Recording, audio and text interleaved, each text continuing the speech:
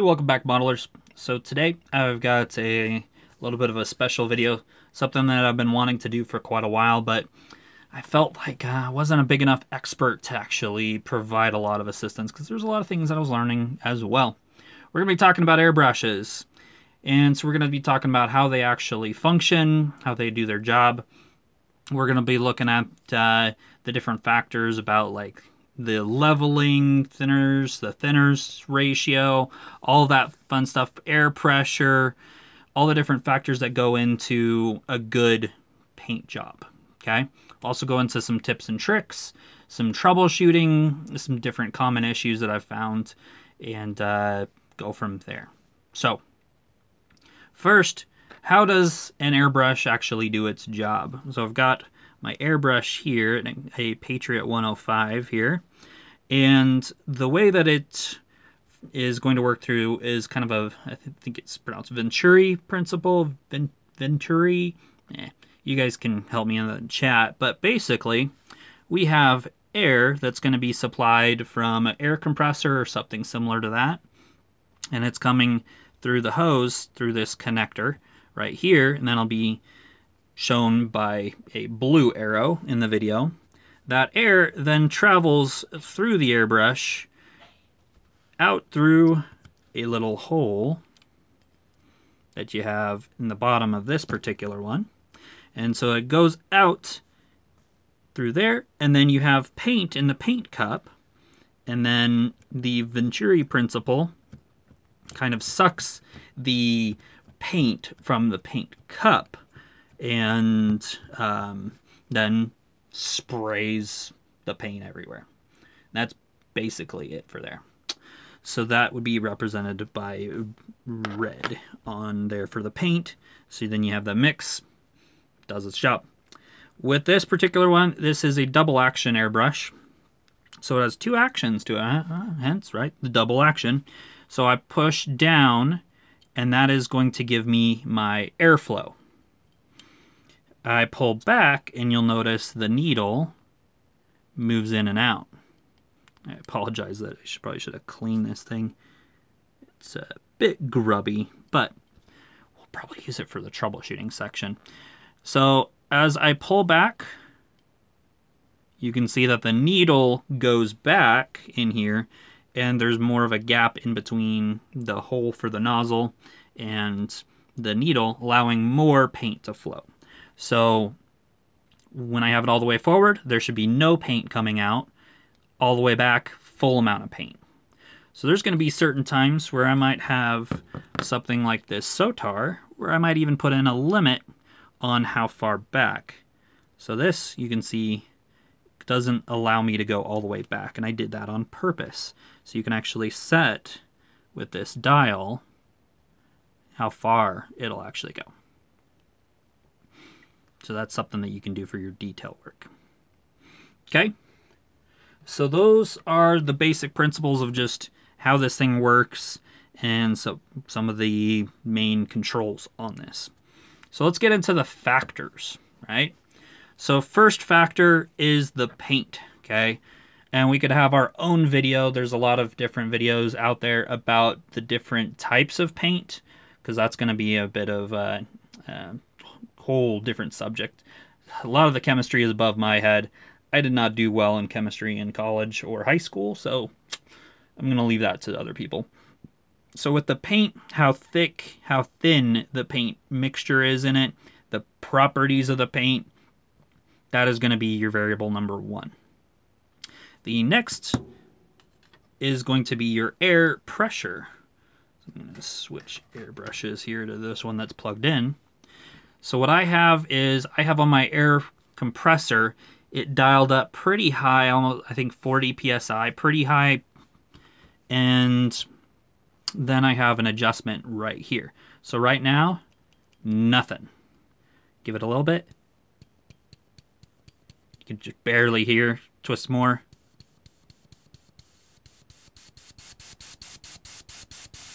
Okay, so I can manually dial in the pressure. And so I don't actually measure what pressure it is.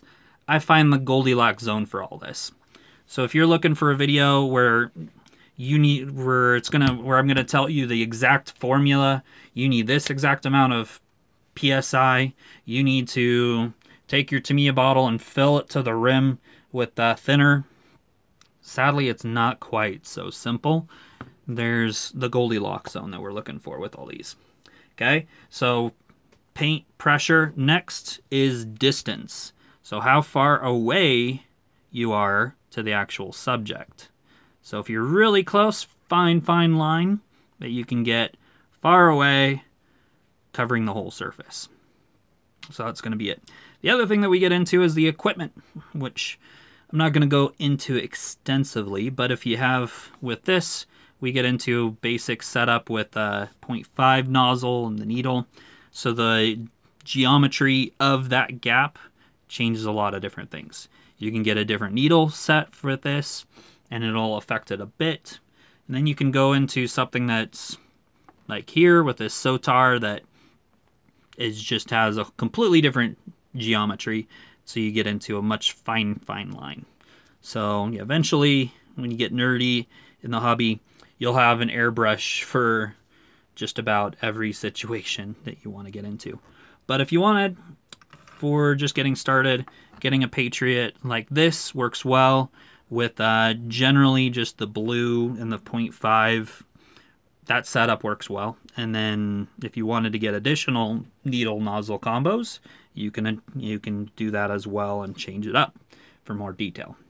So I'm not going to get into anything beyond there for the actual equipment.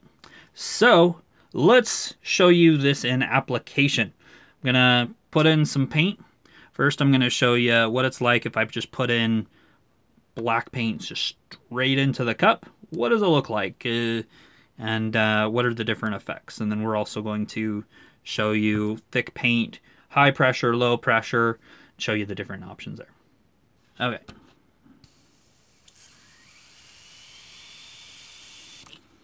All sorts of flarmy, just gritty. You can see just not very good. If I up the pressure, thick paint, high pressure,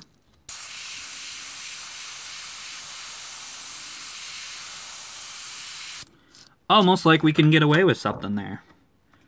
Okay, so low pressure, thick paint, high pressure, thick paint. That's where that is.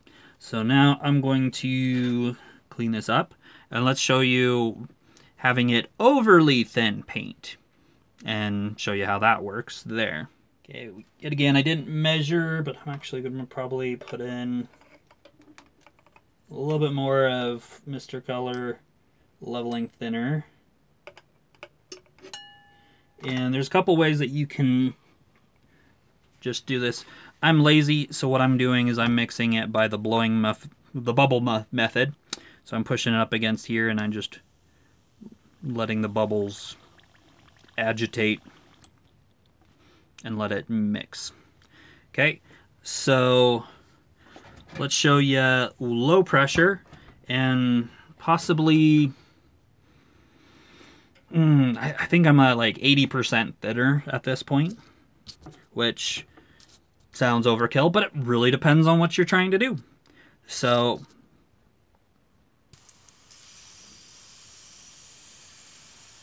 and a little bit better, but you can see in there it just likes to move around. So way too thin. And then if I put it up more pressure, going to get even worse. You see, you get into spiders, it runs, all sorts of nastiness. So we can see we need to get somewhere in between that, right, to get into the right mix. But it also depends a little bit on what you're doing. If you want to do some really thin layers and we're doing it further away and we're just using a technique kind of like this, just a little bit, I'm hardly pulling back on the trigger there. Maybe you want it really thin and you're just trying to make some effect of smoke or something like that. Well, we can do a little bit of that. Granted, for that, I'm going to dial it down quite a bit more And then you can see I can kind of get into a dusty effect or more. Give it a little bit more gas.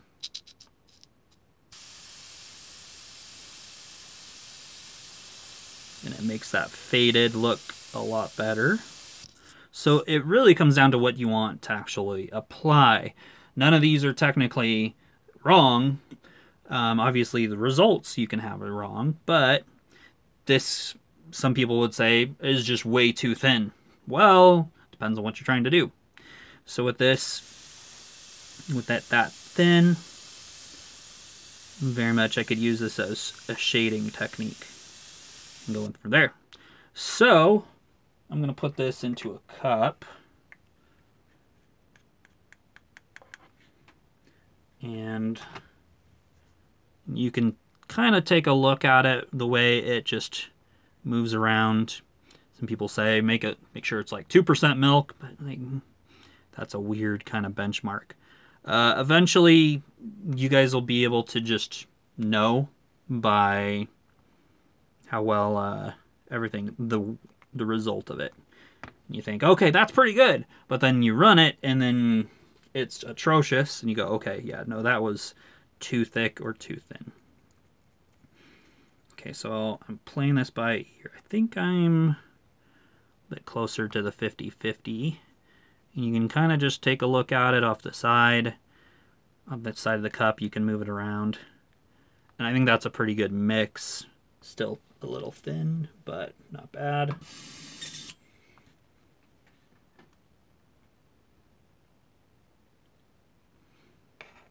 So let's see how this starts spraying.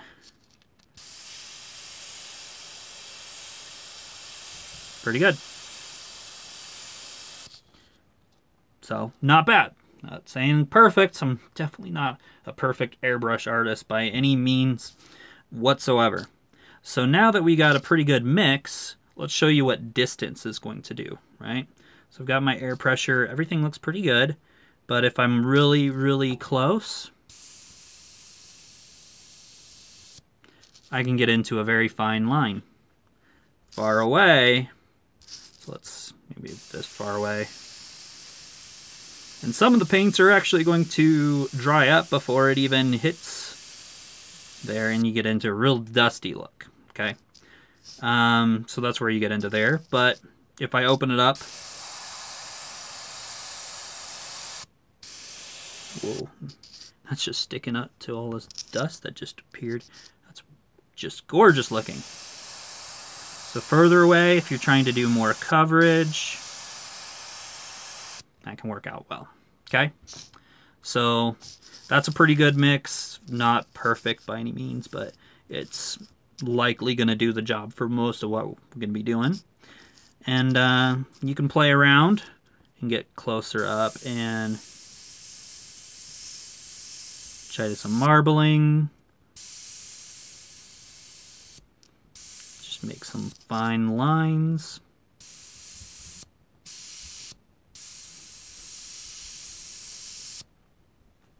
Part of this is a bit tricky because the surface is so smooth. But there you go. That's a spider because it is a little bit thin for what I'm trying to do close up. So you can see how it's just trying to run. Not exactly the easiest thing to do with this. So what I can do, I can pull back a little bit more of the air pressure. And there you go, it's starting to get into a good line without that spider. Okay? So to review that, your paint mixture is the first variable. Then air pressure, which you're adjusting here. And then distance, far, close. And then your equipment as well. So if I wanted to go and put this paint into the Sotar, I could do that and show you a little bit better access to these fine lines. But you can get in some pretty good fine lines. The 0.5 needle.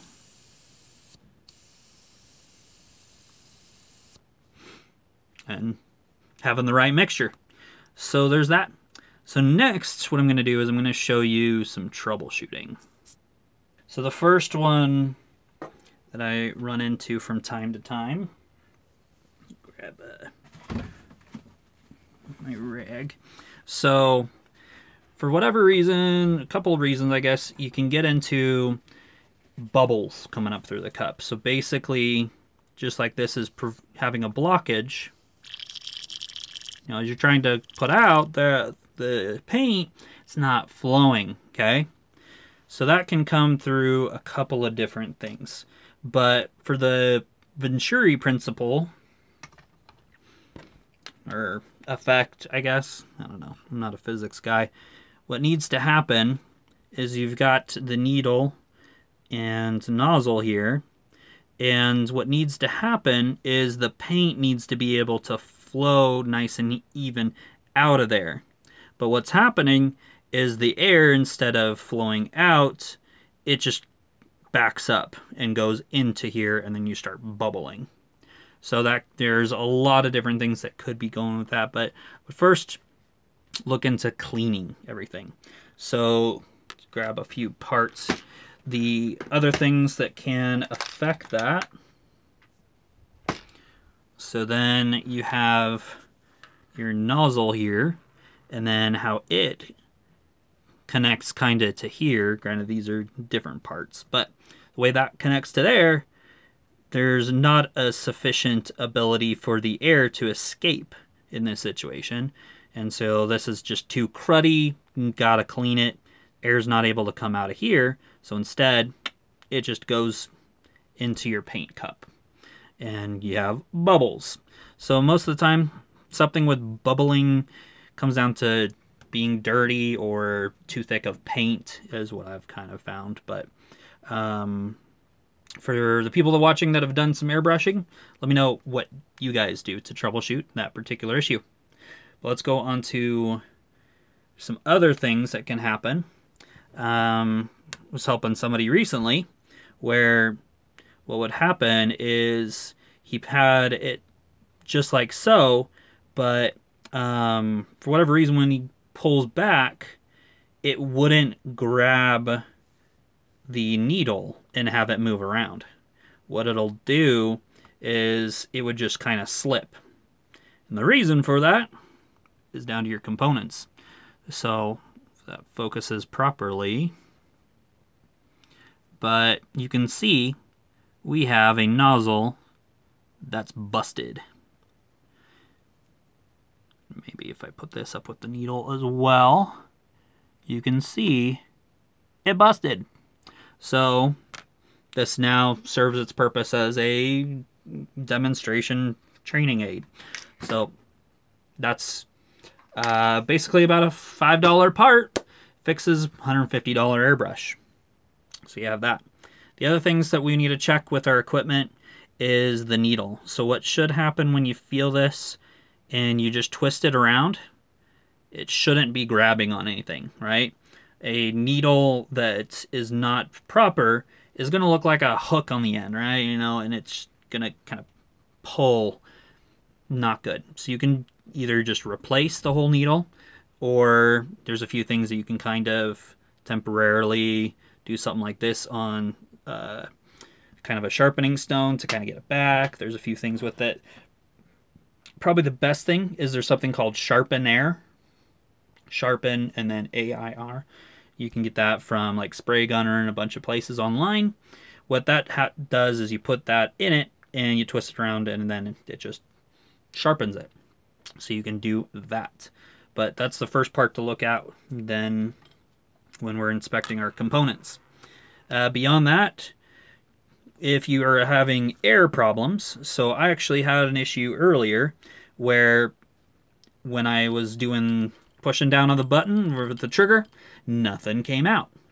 What happened is I had to just trace it back to the start. So if I take off this piece here, what should happen is I have air coming out this hole, but still nothing. So we go back further.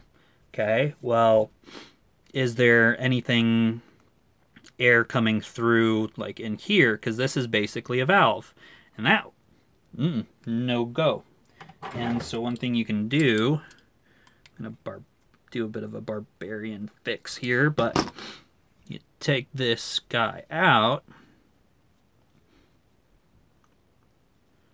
and then this is the nozzle. And what you can do is kind of push up against it and see if it would release the air. Still nothing. So I found out the problem was there was an O-ring around here in my adapter that was like swelling and just closing off that opening. There's your fix right there. So just try to do a process of elimination. As the air comes in through here, it then, when you have this working properly, which this can get all nice and dirty, it should go out of that hole. And then through here, you can see, out. So is it making the whole way, but then at here, that's where it stops? Then that's the problem. Is it not working at all when you push this button? Well, that's probably has to do with this valve. So it's just process of elimination, trying to find out which piece either is too dirty or quite simply broken. There's some obstructions with it, all things like that. Just trying to find out process of elimination where it is. But hopefully, if you guys understand now a little bit of how these devices work and how they actually spray the paint, it'll get you in the process of fixing when it doesn't spray. So beyond there, the other thing that I want to look at is tip dry. So what that comes down to is when you're spraying, it's just gorgeous, sprays great, but then all of a sudden nothing's coming out, and it might bubble or it might make some weird sounds. Best thing for that is you're probably using acrylic. So what some people would say is just don't use that. If you get into a lacquer, it has a slower drying time and you're not going to have that problem. If you move over to something that's kind of like a Tamiya acrylic lacquer kind of setup, yeah, hybrid thing, not as much of an issue. But if you're using some Vallejo or something similar to that, it can be a problem. This Airbrush flow improver, and there's some other different types like this, but this is Vallejo's. What it'll do is it'll slow down the dry time, and that is going to help with your tip dry. But otherwise, the other things that you can do to just clear it up is have a Q-tip and just clean the front every once in a while, or as you're spraying every once in a while, what I'll do is just do a full blast somewhere else, and just that'll spray out the gunk and then return to the subject. So there's a few things you can kind of do a band-aid fix, but this is definitely a game changer to make the Vallejo anything or any of the other standard acrylics work much better. Since it has a slower drying time, that is also going to kind of smooth the paint when you spray it down. So that's something you can do with tip dry. Beyond there, I'm going to probably do another follow-up video. If you guys have any specific questions, I can put that in there. Probably get back into showing a little bit more about camouflage patterns and doing a few things with that. That's its own subject right there. And so we can jump to that on the next video. Let me know what you guys want to learn, what kind of follow-up questions you have with this, but hopefully this gives you a little bit of the basics of demystifying the airbrush, and hopefully you can work on using your own tools now. So make sure you like and subscribe, and put in the comments any questions, and we'll see you on the next video.